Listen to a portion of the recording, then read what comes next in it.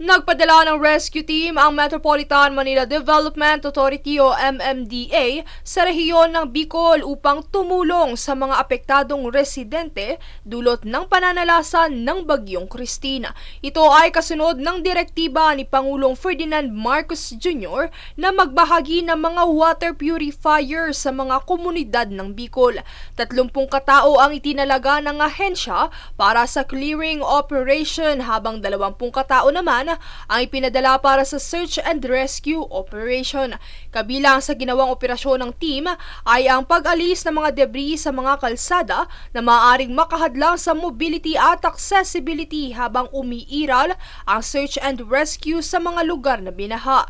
Bukod dito ay nagdala rin ng 40 solar-powered water filtration system, isang aluminum boat, 2 engine-operated rubber boat, 20 maliliit na fiberglass boat, 1,000 life vest, 6 na chainsaw, modular evacuation tents at mga gamot para sa leptospirosis.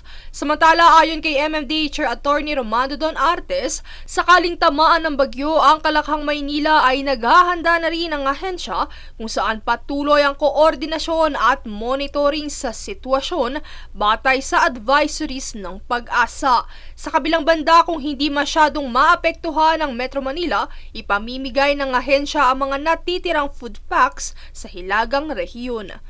Princess Caso nag-uulat para sa One Media Network.